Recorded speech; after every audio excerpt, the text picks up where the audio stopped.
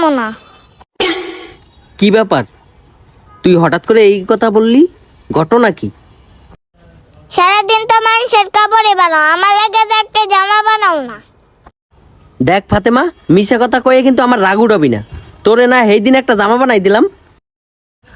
কয়দিন আগেই তো, মাত্র 5 বছর হইল।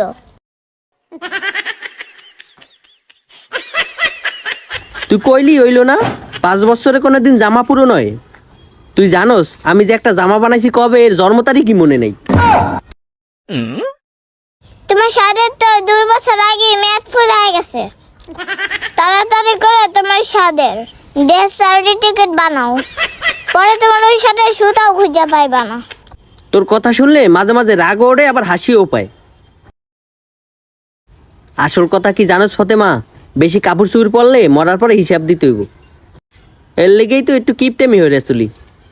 আমার দরকারের সময় তুমি আমার জামা বানা দাও নাই, তাহলে তো মনে করে এই জামা তোমারে দিতে হবে।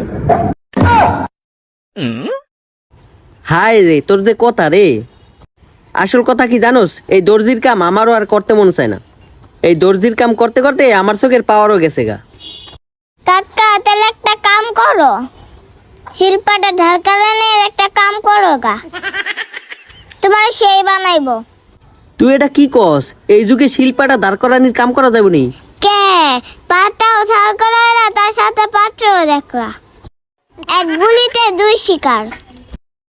হায় রে, তোর যে বুদ্ধি রে, তোর এই বুদ্ধি নিলে 2 দিন পর ভিক্ষা করে খাওয়া লাগবে। নিজের বুদ্ধিতে কতই না উন্নতি করলা। দিচ্ছ তো একটা দর্জির দোকান, আসে না তো কোনো কাস্টমার, বাড়ি বাড়ি যায় ভিক্ষা করে কাস্টমার আনোগা।